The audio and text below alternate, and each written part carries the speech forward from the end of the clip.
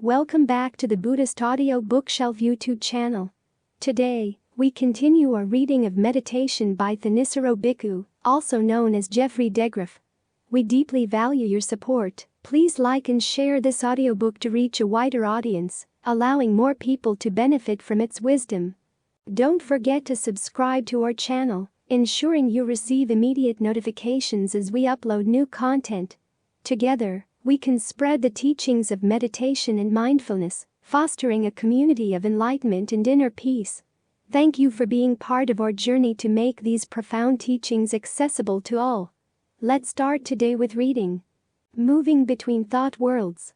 December 27, 2008. We've all had the experience when we're asleep of finding ourselves in a dream and, for a while, believing that what's happening in the dream is real. Then something alerts us that something is wrong with the dream, and nally to the fact that we're dreaming. Usually that's enough for us to wake up, to pull out of the dream. That process is very similar to the way we create mental worlds and emotional states during our waking life, because our picture of the world around us is always partial. It's always stitched together out of bits and pieces of what we've encountered through the senses. We have a notion of what makes sense, and as long as it makes sense and seems to be real, we can stay stuck in that state of mind. Then something strikes us as incongruous, as not ting in. We realize, oh, that was an imaginary world. That's when we pull out. But then we end ourselves in another world, which may be better, and may not. The ability to recognize what's incongruous, what's wrong with the world. That's an important skill. Without it, we get stuck in states of mind what the Buddha called bhava, or becoming, where we can soar very intensely. We focus on certain things in the world around us, certain ideas about who we are in that world, and everything else gets filtered through that particular picture.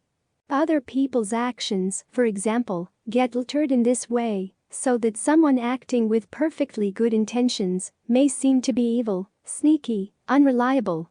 Or vice versa. They actually may be evil, sneaky, and unreliable, yet we see them as being perfectly reasonable, perfectly trustworthy. But because the mental world we inhabit has its own inner coherence, we think it's accurate and real. So we have to watch out for this. In a healthy mind, it's easy to switch from one world to another, to recognize the incongruities, so that one state of becoming can actually pull you out of a less healthy state of becoming. There's a certain fluidity. And the fluidity comes from your mindfulness, your ability to remember that you take on different identities and inhabit different worlds, and some are more useful than others. Some are more beneficial, less stressful than others. If you're skillful, you can adopt whichever state of becoming seems to be the healthiest at that particular time, given what you want to do in those particular circumstances. The people with real problems are those who can't get out. They get stuck in a particular thought world, and everything gets interpreted in its light. They can really do themselves a lot of damage because there's no porousness between the different states of becoming. There's no connection, either you're in it or you're out of it. The different identities you take on, the different worlds you inhabit, seem to be very radically separate. Usually for people who are stuck in a very unhealthy state like that, their only hope seems to be some outside power. This is why so many programs dealing with addictions rely on the idea of an outside power. Addicts get stuck in a particular idea of who they are, the world they're in, what they're capable of, what they're not capable of. And given the definitions of their little worlds, they're helpless. They need somebody from outside to come in and straighten them out. This comes from getting thoroughly trapped in a very Zed sense of who they are. One of the purposes of the meditation is to get you out of the trap, so that you realize you have many different identities, you inhabit different worlds, and they can best be used as tools, realizing that no world that you inhabit is totally real or a totally accurate idea of where you are, in terms of your surroundings outside or what's going on inside. William James made a lot of this point. That our idea of truth is pretty sketchy. How could you possibly know the total truth of the situation in which you're located? It would require a knowledge down to the subatomic particles, and out to the edge of the universe, maybe, even beyond the edge of the universe. That would be impossible. So to deal with possibilities, the mind lives by its sketches. Recognizing this fact is a useful step. This sketch that I'm living with. Is it a useful sketch? Is it helpful? It may have certain true details here and there, but you have to realize that no idea of your surroundings is going to be a totally adequate representation of what those surroundings are. The best you can do is ask if your sketch is adequate to your needs, your healthy needs, and in particular to your desire to put an end to sewering. To learn how to pull yourself out of unhealthy worlds and into healthier ones, RST requires an understanding of how the mind creates these worlds, and then a development of the skills you need to move fluidly and being silently between them. Both of these skills are developed in meditation. In other words, you get hands-on experience in creating worlds by trying to create a world of concentration right here. Inhabiting your body, staying with your breath, having a focal point. This is what these worlds are built around. A focal point based on a desire. In this case, you take the breath as your focal point, and your desire is to stay there as continually as possible. To help carry out that desire, you want to learn how to evaluate the breath and your concentration, to see how well you're doing. For some people, this particular part is also difficult because they're adept at making negative judgments about themselves and poor at making positive ones. They start berating themselves for not being good meditators, for being hopeless. This is why it's useful to think about all beings, as we do before we meditate every time. May all beings be happy. When you think seriously about all beings in the world, you realize that very few people out there really can get their minds concentrated, or even want to try. The fact that you're trying is a step in the right direction right there. You can also think about all the people in the past who have meditated. It's not that everybody sat down and, as they say in Thailand, had it as easy as peeling a banana. Everybody has had to GHT to get the mind to settle down. So if you ND yourself having trouble, take heart that you're not the only one. Everybody has problems with the meditation at one point or another. Even the people who in this lifetime seem to be natural meditators. At some point in the past they were sure to have had difficulties because meditation goes against the grain. So when you learn how to think in these ways, it's a lot easier to evaluate what you're doing objectively and not berate yourself when things go wrong. Look simply in terms of cause and effect, and take your idea of who you are out of the picture for the time being. Just focus on the mental states that can stay with the breath, notice what distracts them, and see if you can be quick in coming back to the breath. When you do come back, don't berate yourself for having left. Take pride in the fact that you've caught yourself and have pulled yourself back in line. When you come back, try to come back in a way that's deft, skillful. Reward yourself with an especially satisfying breath, one that feels really, really good deep down inside. That gives you practice in slipping back into a skillful state of mind from an unskillful one, and doing it skillfully. It also develops your mindfulness. Mindfulness is what creates the bridges between these different states. You remember that you were in one state, and now you're in another. And the possibility of slipping back into another distracted state is always there, so you've got to keep on top of things to be alert for any signs of the mind preparing to slip away. It has its tricks. It has its slight moment of blanking out, after which you wake up in another world. But if you can use mindfulness as a bridge across that blanking out, it's a lot easier to direct the mind from one state of becoming into another when you want to. And it's a lot easier to stay in a state of becoming when you want to stay. These are all very important skills because they also help in learning how to recognize when you're in an unhealthy state. You can ask yourself, is there sewering here? That's the incongruity. We create mind states in order to enjoy them, but if they make us sewer, they're out of line with their reason for being. Then you can ask, does there have to be this sewering? And part of the mind will say, yes, but you have to learn how to question it. That's your only escape, recognizing that the sewering isn't necessary. It is possible to be in another state of mind that's less stressful. Just because a strong feeling or thought arises in the mind doesn't mean that you have to go with it, or that the feeling is genuinely you. Remember that who you are has to be put into quotation marks. You can make a sense of who you are around anything, and there are many potentials available in any given moment. So just because there's a feeling there, doesn't mean that it has to be the focal point of your sense of who you are, because many feelings that come into the mind are actually destructive. This is why meditation is such an important skill in keeping the mind healthy.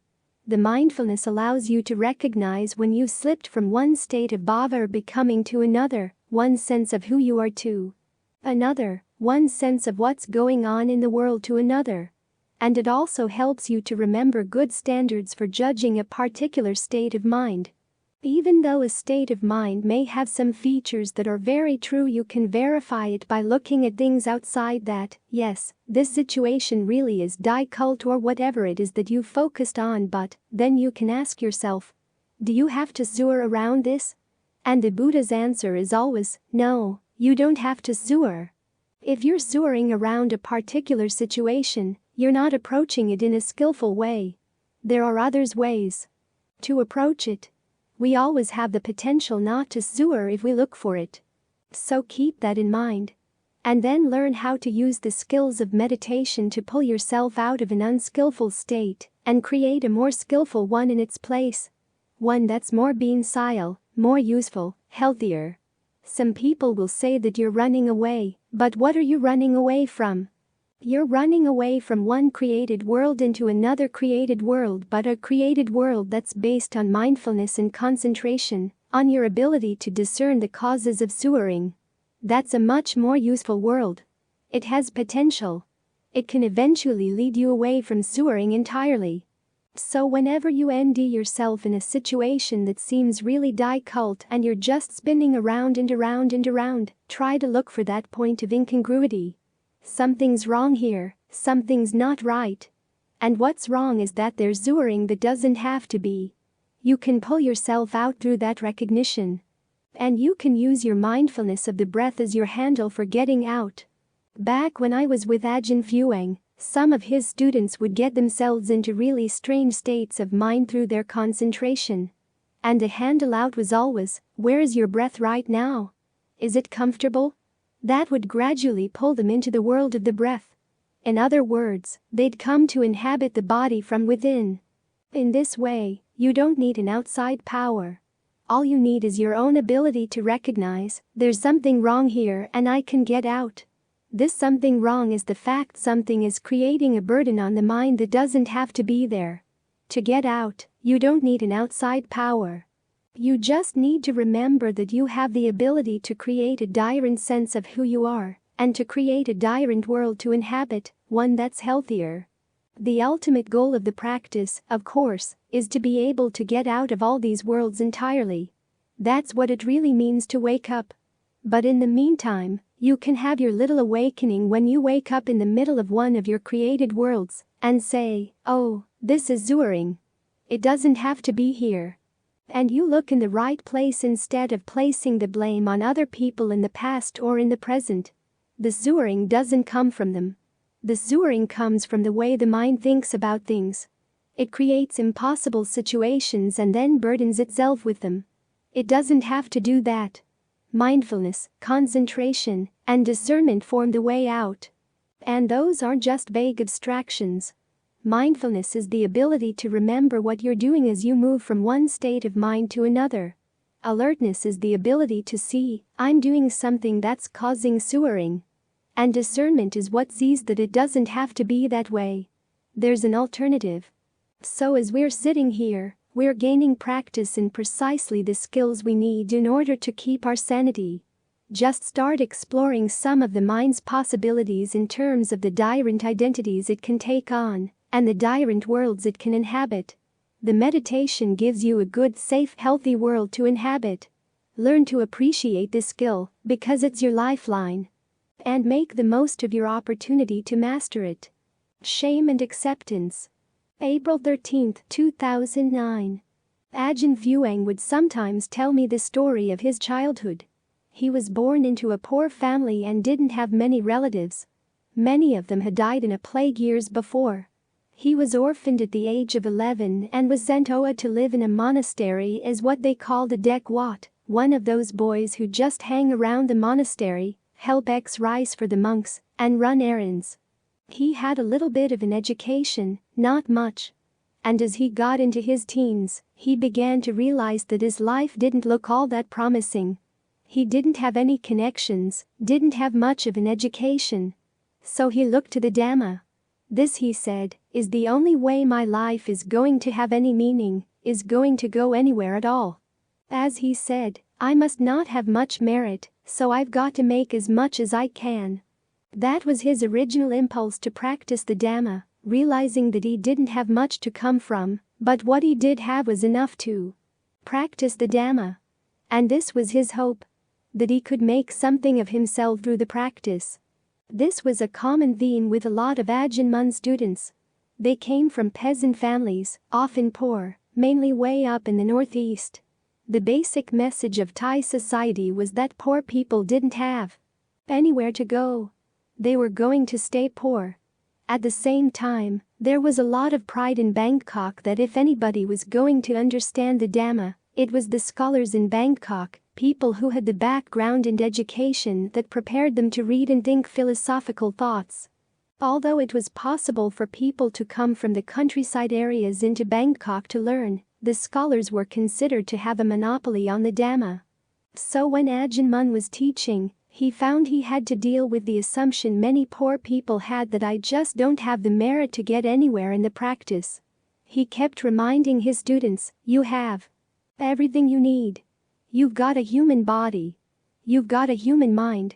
You've got breath. You've got your awareness. You've got some mindfulness, some alertness. These are all the things you need. And so a lot of his Dhamma talks focused on 1. The fact that people were sewering, and 2. They had the resources that, if they worked at them, could take them out of sewering. That's the important point. If you work on them, you need to have a strong sense that where you are is sewering, but you have what it takes to get beyond that sewering if you apply yourself. This is what motivated Ajahn Fuang. This is why he was willing to put in long hours in the practice, put up with a lot of hardships, because that was the only way to make progress. Here in the West the problem is a little bit different. Most people coming to Buddhism come from comfortable backgrounds with a good amount of education. But they still can have a sense of low self-esteem, which in their case comes more from psychological than from social issues. They don't like to be challenged, so they like to hear that the practice doesn't ask them to do anything. Just learn to accept themselves as they are, that's all you have to do, and that's what the Dhamma's all about. But that leaves them stuck where they are. The whole point of the Dhamma is that it takes you someplace where you haven't been. As the Buddha said, you come to realize the as yet unrealized, to attain the as yet unattained, to know the as yet unknown. To end a true end to sewering. So there is a lot of work involved. It's not going to be hard all the time, but there are times when you really do have to go against what you'd like to do, or beyond the limits of your comfort zone. This willingness to push yourself beyond your comfort zone is what's going to make all the difference. But to do that, you need to realize that you have what it takes.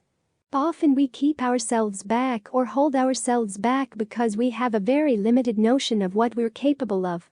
This is where low self-esteem or an unskillful sense of shame can be debilitating. But as with so many other things, there's a skillful sense of shame and an unskillful sense of shame. Unskillful shame is what keeps you where you are. The idea that I can't get any better than I am, I'm pretty hopeless. That kind of shame the Buddha never encouraged. What he did encourage is your willingness to look at what you've been doing to and see where it's been unskillful. When you do this, you are passing judgment. But you're passing judgment on your actions, not on yourself. Your intentions in the past may have been unskillful, or the actions may have been unskillful, but you're not stuck there. Just because you've had unskillful intentions doesn't mean that you're always going to have unskillful intentions. You can change your mind. You can change your habits. The skillful or healthy sense of shame comes in here and says, what I did in the past is nothing to be proud of, but I don't have to repeat that mistake. This is what your powers of judgment are good for. We tend to think of judgment as what a judge does in a courtroom, passing a now verdict on people, either setting them free or sending them to jail. The Buddha, however, is not talking about now judgment of that sort. What he advises is more like a craftsman judging a work in progress. How is it going? What can be changed? If it's not going well, what can I do to improve it? That kind of judgment is healthy. It's necessary, because people with no sense of shame, no sense of judgment, are dangerous to themselves and to the people around them because they refuse to correct their mistakes. So learn how to use your sense of shame in a skillful way, to use your sense of judgment in a skillful way, and be willing to push yourself beyond your comfort level to ND resources that you haven't yet tapped. After all, we all have the potential for awakening. The qualities that the Buddha developed on the night of his awakening, or leading up to his awakening, are qualities that we all have in a potential form. Mindfulness and alertness, heedfulness, ardency, and resolution. These things can be developed. If we think that we're here just to accept the way we are, we're not accepting the fact that we could develop these qualities. Acceptance is something you have to learn to do in a skillful way. Accepting just where you are and thinking, that's all I have to do, I'm perfectly as I am. That's unskillful acceptance. It dooms you to a miserable life.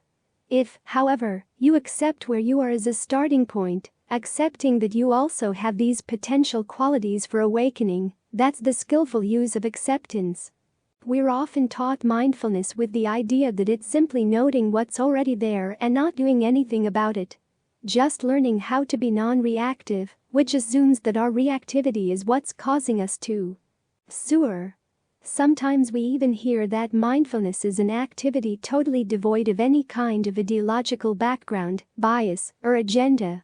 But the way this non-reactive sort of mindfulness is taught innately has an agenda, an ideological understanding. That where you are right now is something you're stuck with, and you're not responsible for having shaped it, or if you are responsible, it's all in the past. The only sewering that can be cured is the sewering that comes from refusing to accept where you are and who you are. All you can do in the present moment is accept, accept, accept. But that's not the understanding the Buddha encouraged when he taught mindfulness. As he said, part of what you're experiencing now comes from the past, but you're also making choices in the present, and these choices are actually shaping the way you experience the present. The way you label things, the way you think about things, all of the aggregates that go into your sense of the present moment, have an element of present intention in them. And that element can be trained, can be changed.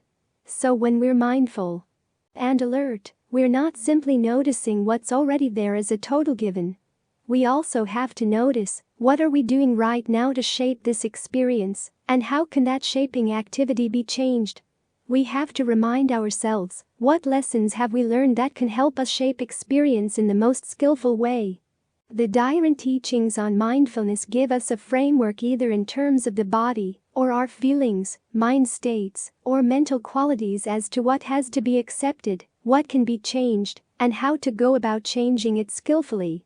So we're not submitting the present moment to a now judgment. We're judging it as a work in progress, because it leads to the next moment and then the next. With each moment, there's an element of intention, skillful or unskillful. You've got to keep going out and judging which is which. Once you see clearly which is which, the duties are pretty clearly laid out. If you're doing something unskillful, learn how to abandon it, to stop doing it. This requires understanding where it comes from, so you can undercut it by undercutting the cause. If you're doing something skillful, learn how to maintain that activity, nurture it, allow it to grow. And again, that requires understanding where it came from, so you can keep fostering the skillful causes. This means that what we're watching here as we meditate is a work in progress. And we're not just watching. We're participating in the work. The type of judgment we use here is the judgment, say, of a carpenter working on a piece of furniture. As he planes or polishes the wood, he has to keep watching. How is it going? Am I putting too much pressure, too little pressure? What needs to be redone? What has to be thrown out and started all over again? What can be salvaged? That's a skillful use of judgment, because the carpenter would be ashamed to put out a sloppy piece of workmanship. He's got his reputation, his self-esteem, to maintain. So think of yourself as a craftsman. And learn to develop a skillful sense of shame, self-esteem, judgment, acceptance, and non-acceptance. Learning with practice which things are skillful to accept, which things are not. Skillful to accept, so that you can develop mastery in what you're doing. Lust.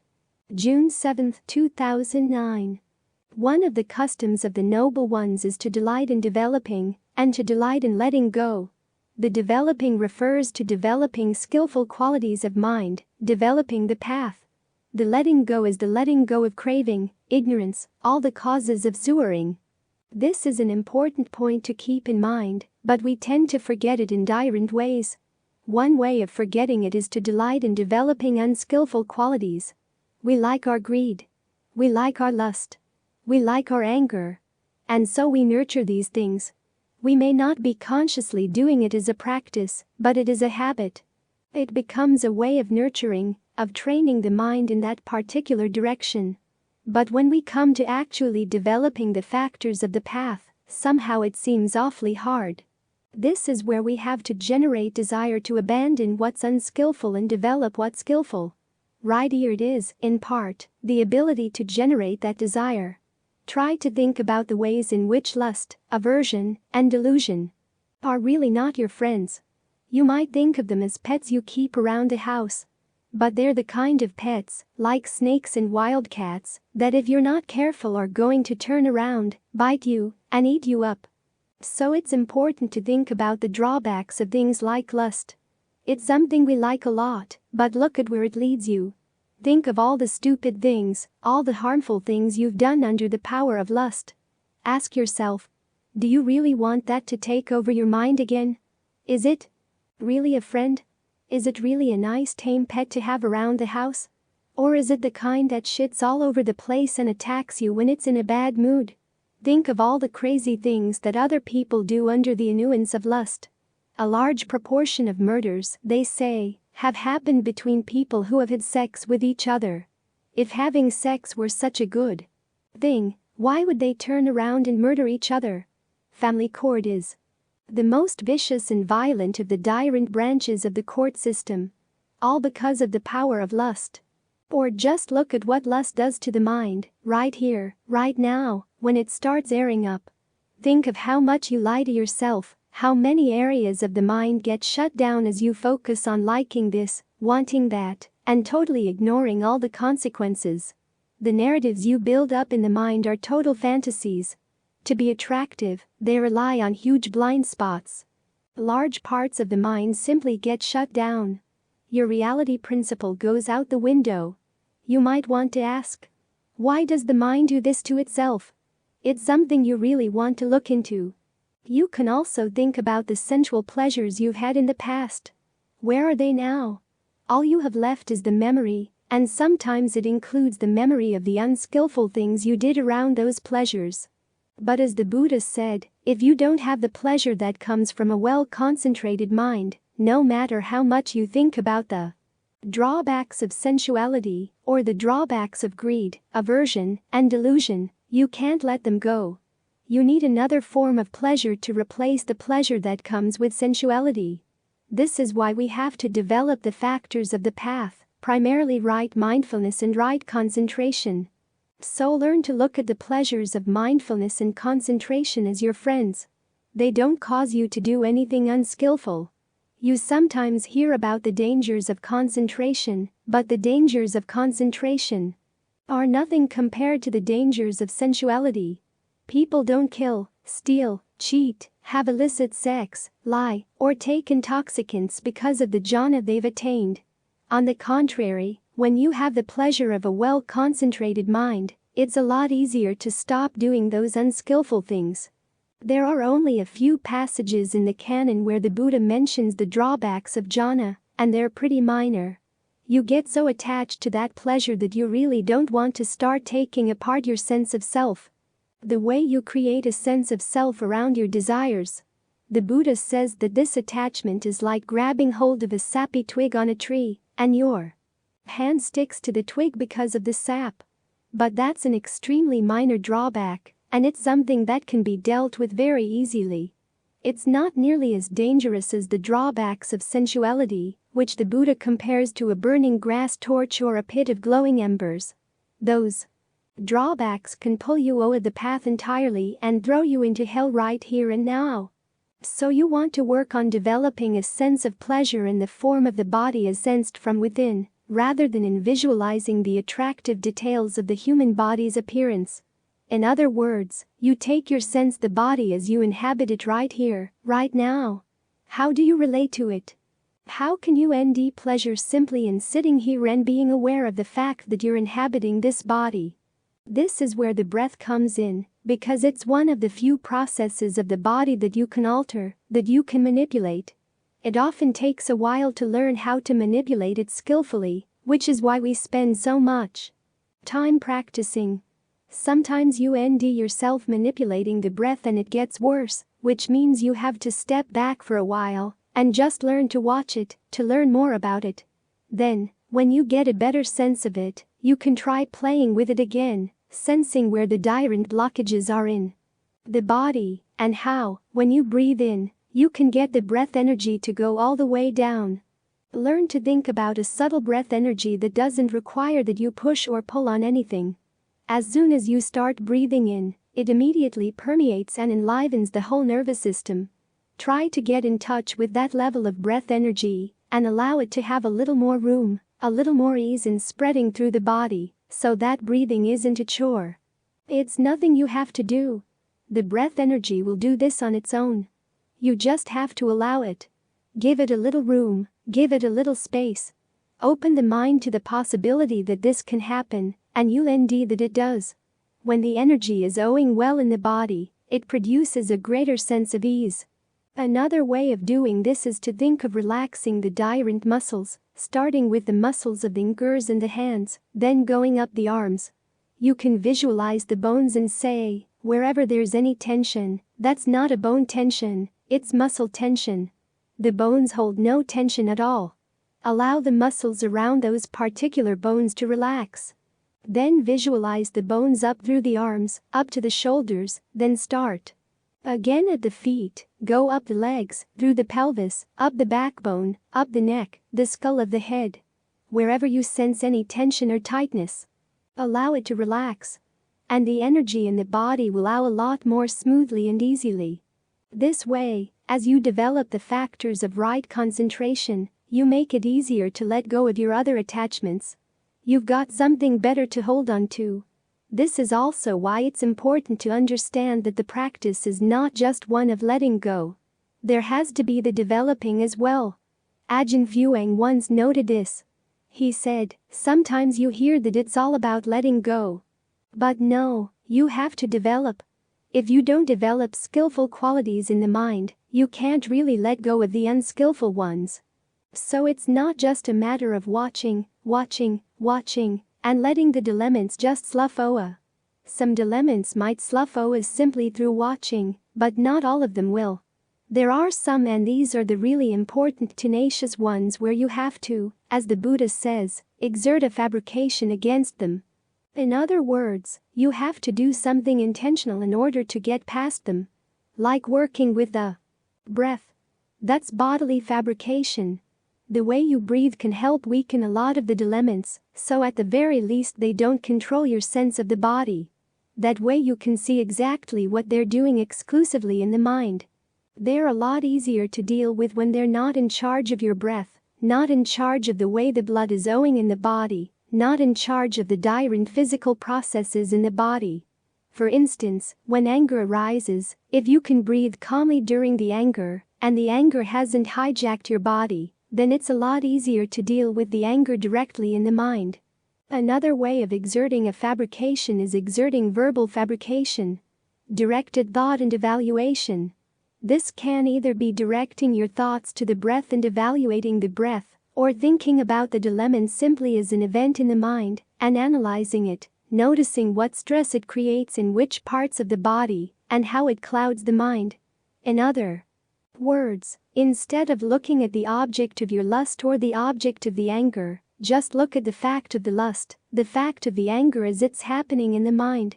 To see what it's doing, to keep yourself from siding with it. You're stepping back from it a bit. You're evaluating.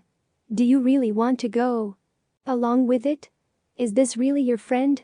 A third type of fabrication is mental fabrication. Feelings and perceptions.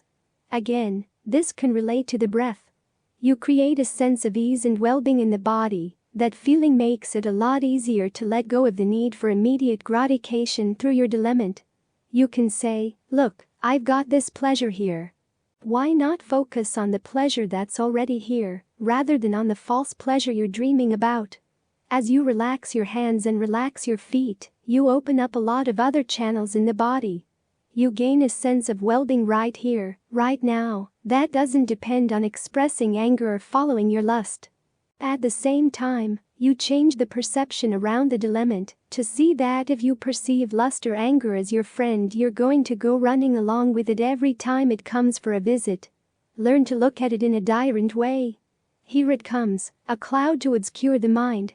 Or as Ajahn Lee says, here come some crooks and thieves and con men.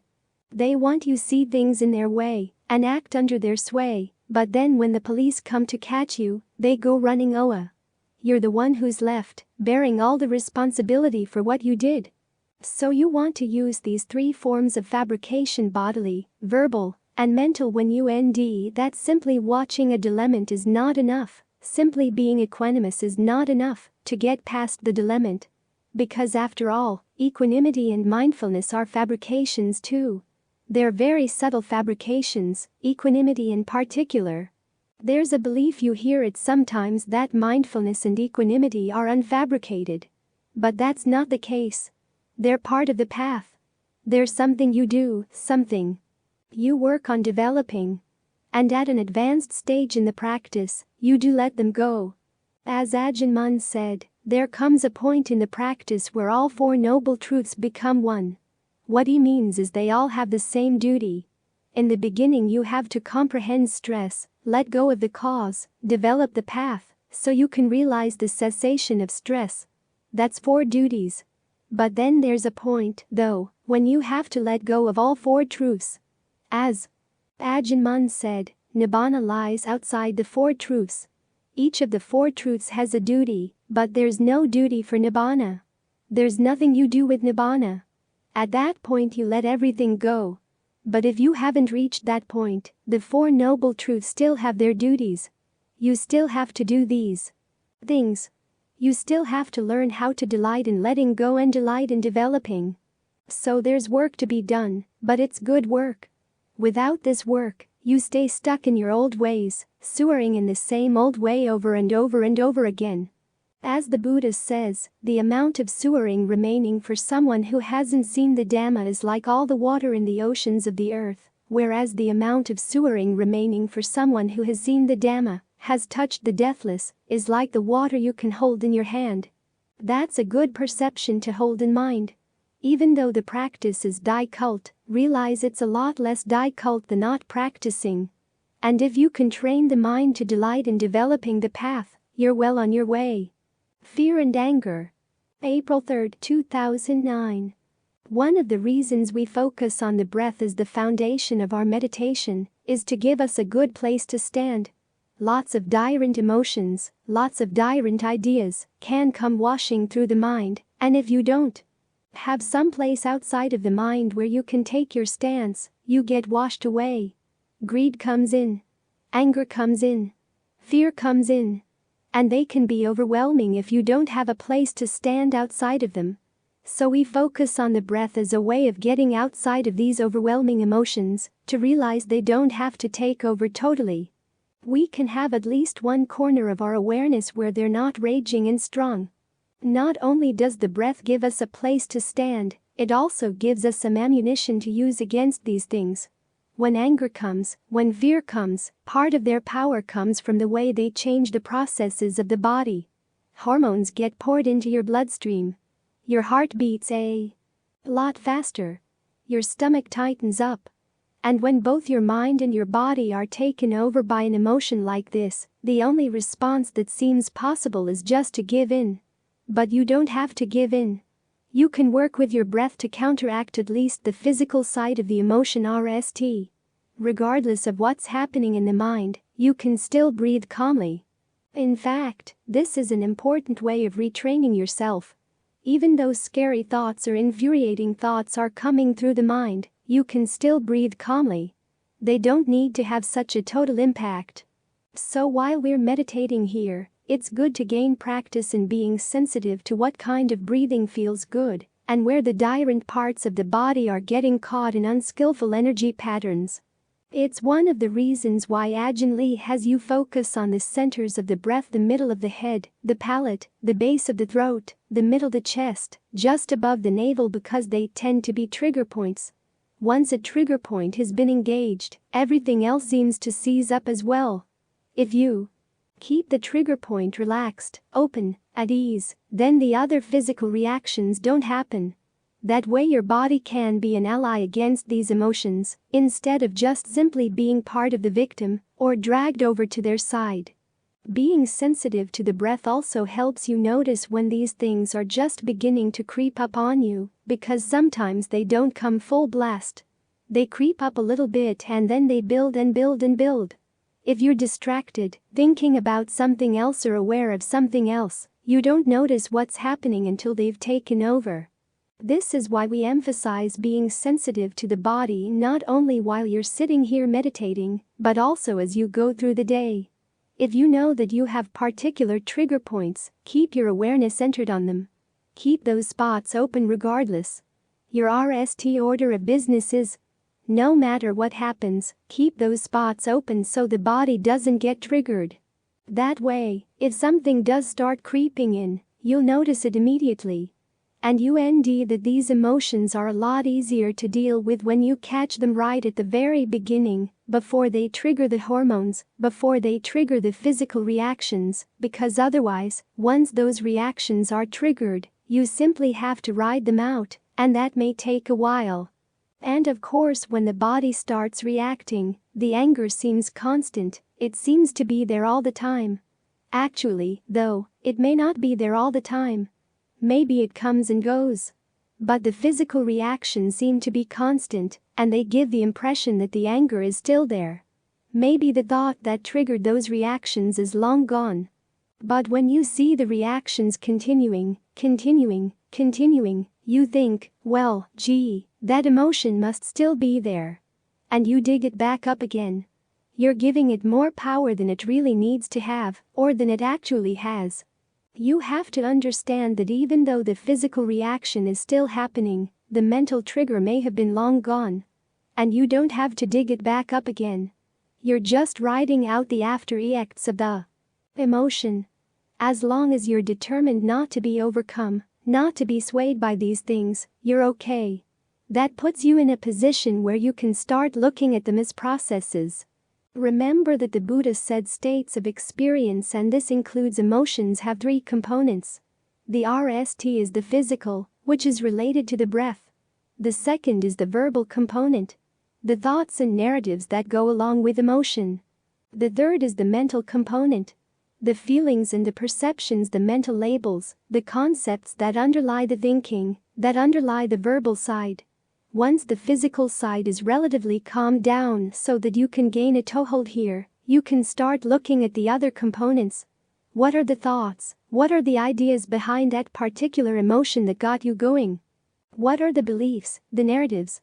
Do you have to believe them? Do you have to engage in them? Maybe you could tell yourself other narratives about this situation. That way you recast the situation in a way that doesn't generate anger or fear. Now, if the object of your fear is genuine and not just a dream or a random idea that's wandered through your mind, you have to dig a little bit deeper and say, okay, even though there is this genuine danger, what's the most skillful way to respond? Simply giving in to the fear is not going to help. Ignoring it is not going to help either. You've got an actual danger you've got to deal with. So try to use your ingenuity to see how much you can prepare for the danger and what things you have to let go of so that you don't magnify the danger. It's like riding out a storm, as when we have these huge windstorms here, and all you can do is just hide out in your hut, hide out in your tent, and hope that nothing falls on you. In the meantime, all kinds of damage is being done outside, but you can't do anything about it in the course of the storm. For the time being, you have to let go of any desire to protect those things. But you can protect your mental state, wait till the storm has passed, and then go out and survey the damage. Often you'll end that the fears, the anger, and all these other unskillful emotions come from holding on to things, laying claim to things that simply leave you exposed. A particular relationship, a particular job, a particular way of doing things, your body. As long as you continue to lay claim to these things, you're open to danger. You're open to difficulties.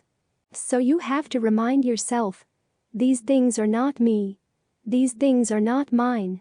As you pursue the issue, you end that it often comes down to fear of death, especially if you're in physical danger.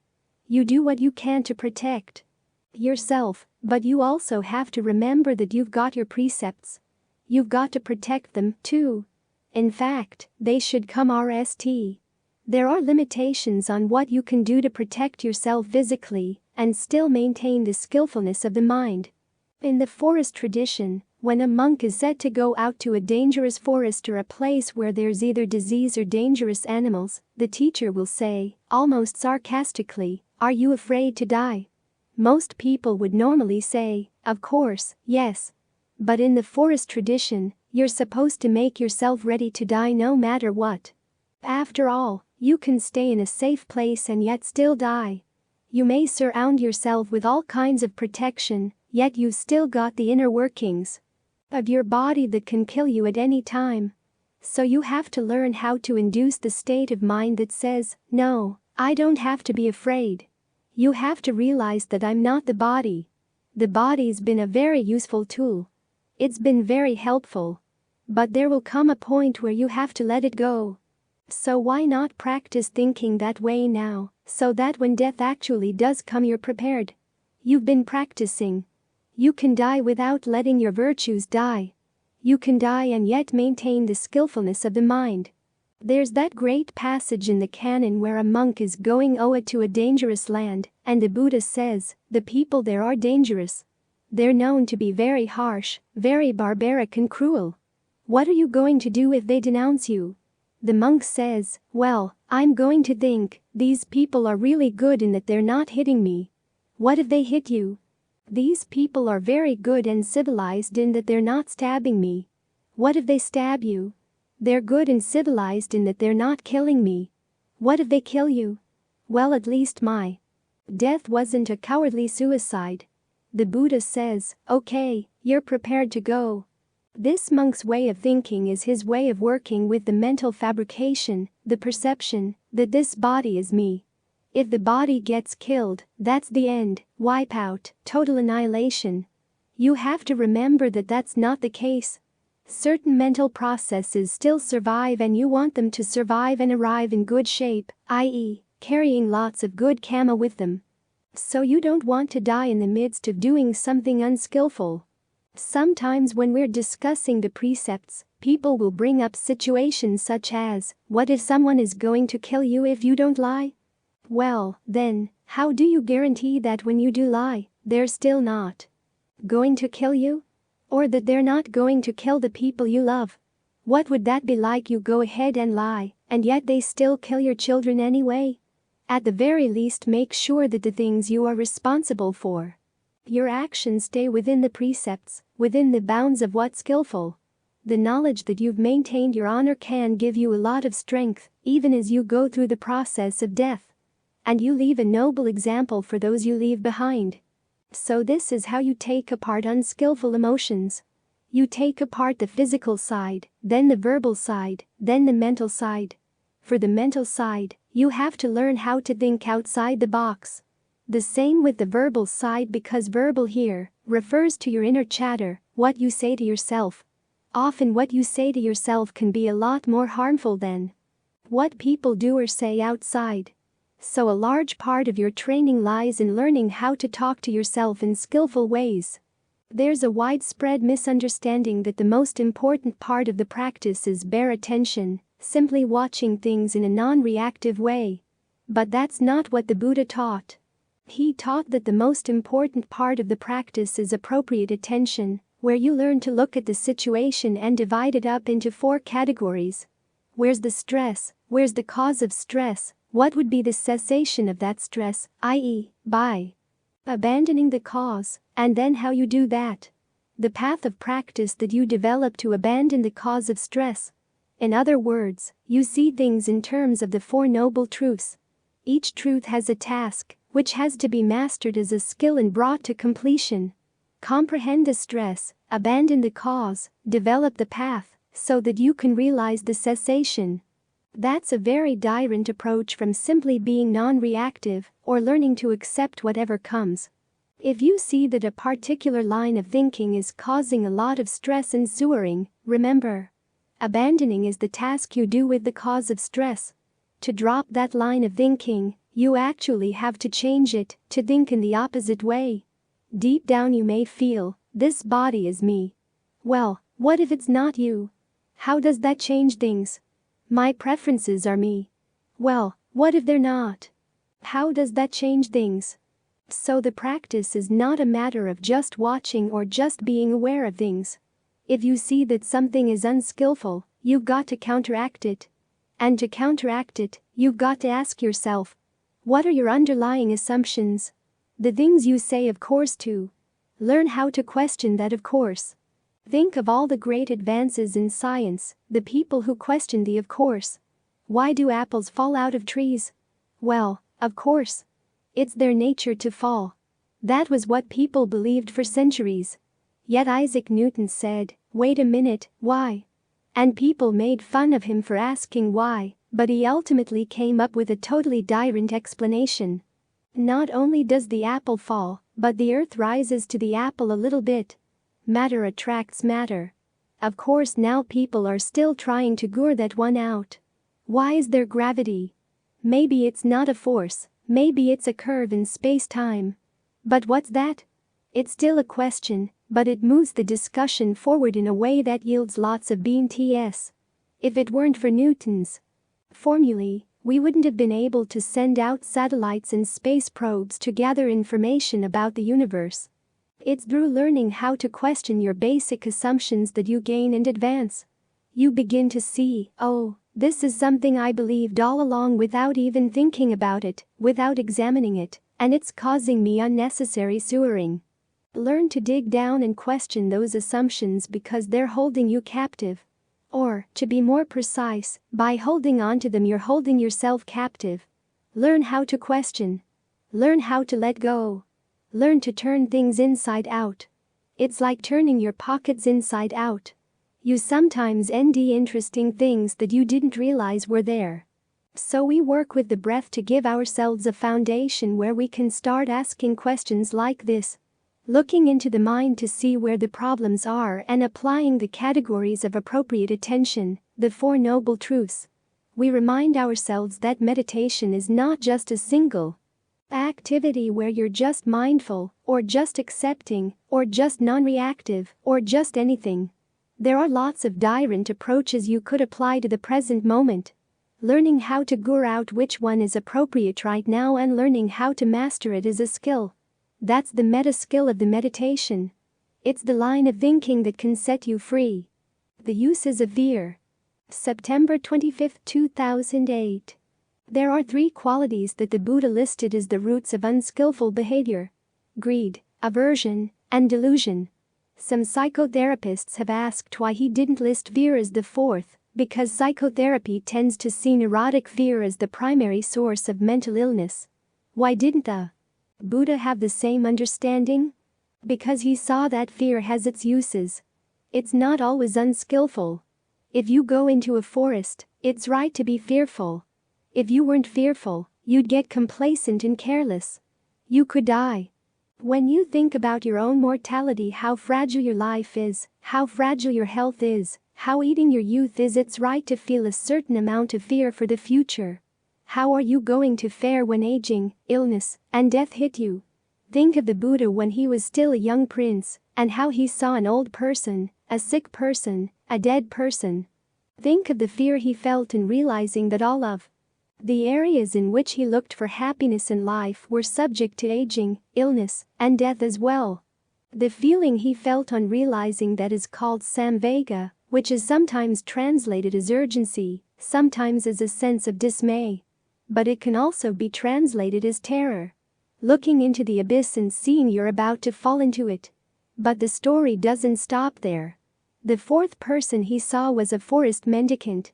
And the feeling he felt on seeing the mendicant was pasada, condense. If there's a way out, this is it.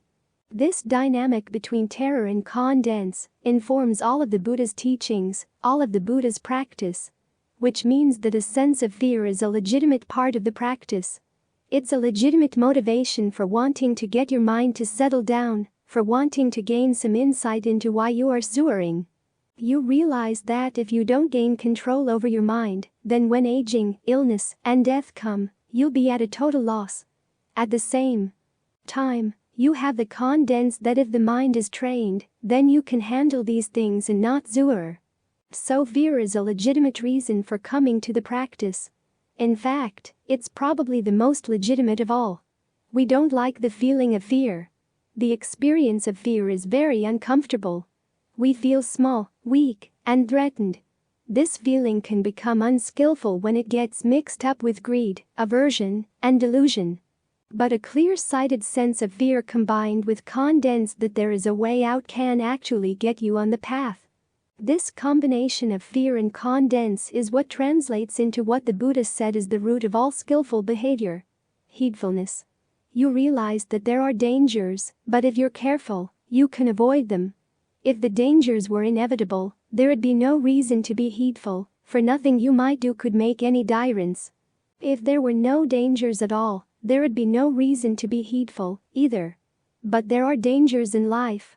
And it turns out that the dangers lie not so much in aging, illness, and death, but in the way we think about things. Our greed, aversion, and delusion. These are the dangers. But the care with which we learn how to manage our thoughts, our words, and our deeds provides the way out.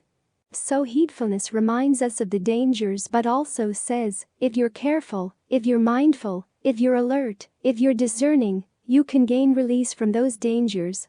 That's why we're here meditating, learning how to train the mind so that it can recognize greed, anger, and delusion when they come. A large part of the problem is that we don't recognize these qualities for what they are, because delusion by definition can't see itself. Often it gets mixed up with the greed and the anger, so we don't recognize them either. To get past that, you have to learn how to observe your own mind to sense what you're doing that's skillful, and what you're doing that's not. And to do that you have to observe your thoughts to see where they lead. To pleasure or pain. This is something we don't normally do. We prefer to get involved in a thought world, totally in that world, trying to shape it whatever way we like. Then, for one reason or another, we drop that, move to another one, and then to another one. It's like hopping trains. If you've ever tried to trace the trains of your thought, you know that they're a lot more complicated than the railroad network here in America. You hop on a train of thought and end yourself in Burma, England, in the middle of Russia, up to the North Pole, down to the South Pole, out to Mars and Saturn, with brief stops along the way when you're feeling hungry, tired, or hot. It's back and forth all over the place. And when our thoughts are totally out of control like this, no wonder they cause soaring. They can latch onto any object and worry it to death and worry us to death. Unless the mind is trained, it has very little ability to step back and see what's going on. You need to learn how to see where your thoughts go. In other words, you step out of the thought and see it as a part of a causal process. This thought leads to that reaction leads to that thought leads to that reaction, and so on. To get out of these trains of thought, you also want to see how each thought gets put together. Why do thoughts arise to begin with? When you understand these processes, then you can step back, and when you notice that a particular thought is leading towards soaring, you can drop it. You can disband it. The more alert, the more mindful you are, the more quickly you can do this until you get to the point where there's just a brief stirring of a thought even before it becomes a coherent thought, and you can zap it. You recognize that it's going to go in an unskillful direction, and you stop it in its tracks by breathing right through the little knot or bundle of energy around which the thought was about to coalesce. These are some of the skills you develop as you meditate. This is one of the reasons why we start with the breath. We start by thinking about the breath, because if you keep your thoughts concerned with something right here in the present moment, you can start to see the processes of thinking, what's called fabrication, in action. The breath is called bodily fabrication. It's what helps to create your sense of the body, the way you feel the body from within. And then you combine that with directed thought and evaluation, which are called verbal fabrication. In other words, you keep directing your thoughts to the breath, and then you evaluate it. How does this breath feel? Is it comfortable? If it's not comfortable, how can you make it better? This brings in the other level of fabrication, which is mental fabrication. Feelings and perceptions. Your perceptions are the labels you apply to things. In the case of the breathing process, this has to do with how you perceive. What's going on when you breathe? When you visualize the breathing process to yourself, what is that visualization like? Is it helpful or does it actually cause harm? If you think of the body as a bellows pulling the breath in, pushing it out, it's going to make the breathing process tedious, tiresome. If you learn how to perceive the breathing process more as an energy out, not just the air in and out of the lungs, but the quality of the energy in the body as a whole, from the top of the head down to the face, down to the torso and down to the legs, and down the shoulders and out the arms, then the breathing is more pleasurable. The whole body is involved in this quality of breath, breathing, energy out. The body is wired in such a way that it can actually pick up energy from within itself, one part feeding another. The energy doesn't have to come in with the air. In fact, the air coming in and out is simply a byproduct of the energy out in the body. Try holding that perception in mind and see what it does for the breathing. See which parts of the body's energy can feed the parts that feel starved. If that gets too complicated, just get back to directing your thoughts to the in and out breath, evaluating the in and out breath, and leave it at that. But as you get more sensitive to the full process of fabrication, you begin to realize what you're doing is creating a thought world here that includes all forms of fabrication. Breath, which is bodily fabrication, directed thought and evaluation, verbal fabrication, and your feelings and perceptions, mental fabrication. They're all right here. When they're all right here, you're in a better position to see how thoughts and emotions form, how they disintegrate, where they lead. Because it's inevitable as you're trying to focus on the breath that other things will come up. In the beginning you realize this only after they've taken you far away. You end yourself on the coast of Norway. How did I get here? But in the beginning, don't try to trace it back just yet. Just say, okay, I've got to go back to the breath. And fortunately you don't have to travel every inch of the way from Norway back here. Just drop Norway and you're here, back with the breath. With the next thought you're in Africa. Okay, drop that, and come back to the breath. With the next thought you're thinking about tomorrow's meal. Drop that, come back to the breath. An unskillful reaction to all this is to get frustrated. The skillful reaction is to realize that this is what the mind's been doing all along, so it's going to take time to change its habits. The important lesson to draw is not to be surprised when the mind wanders like that. Learn to anticipate it.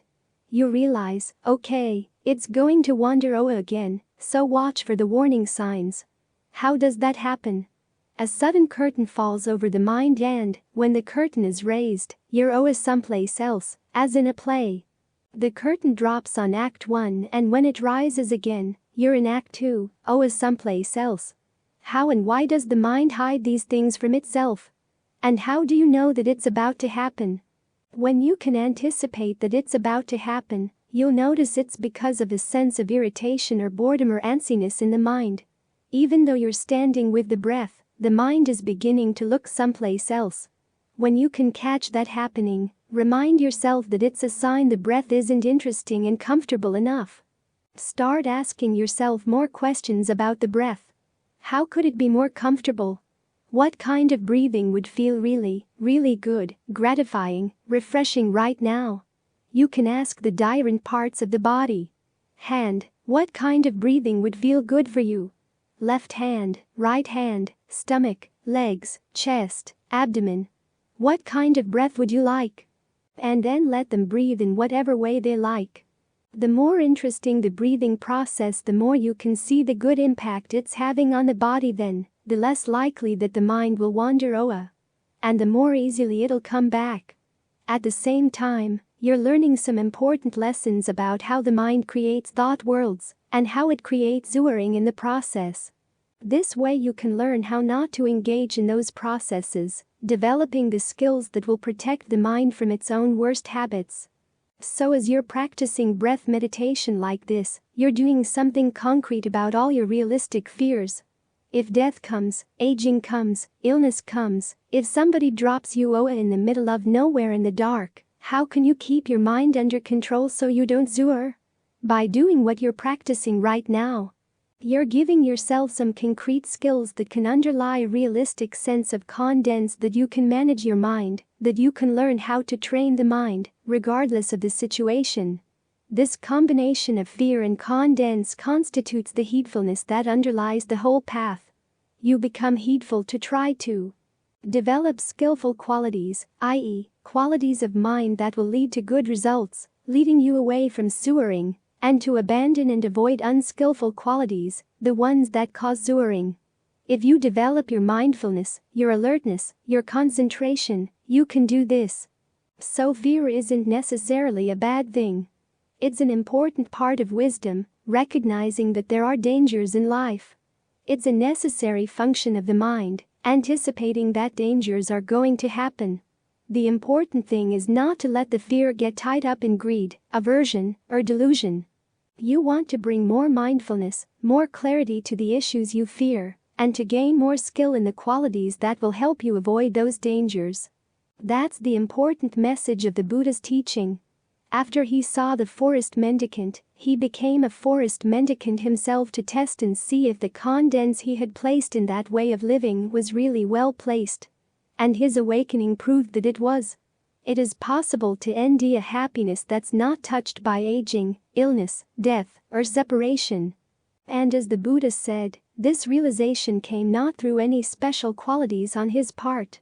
It came through developing qualities of mind that we all have, that we all can develop, such as ardency, alertness, and resolution, but especially heedfulness. The skillful sort of fear that can get you on the path and see you through to the end. So don't hate your fears or fear your fears. Learn how to educate them. When they're educated and trained, they're part of the path to the end of sewering. This is part of the Buddha's genius. He took things that many of us don't like about the mind, things that actually cause trouble in the mind, and learned how to tame them, to train them, so that they actually become part of the path to the end of sewering. In this way, you can reach a place in the mind where there really is no more reason to fear. As Ven Ananda said, you use desire to come to the end of desire. In the same way, you can use fear, treating it wisely, to bring yourself to the end of fear. And as it turns out, that's the only way you can get there. In keeping with the Buddha's teachings, we underscore the profound significance of disseminating wisdom extensively. Today, we've converted this voluminous 1,000-page tome into an easily accessible audio format. Now, the responsibility to further this noble cause rests with you. Through your subscriptions, likes, and content shares, you play a pivotal role in the widespread distribution of these teachings, benefiting countless others. Let's uphold the age-old tradition of sharing knowledge and fostering mindfulness for the greater good of humanity. We invite you to join us in this mission, and together, we can create a profound impact on the lives of many.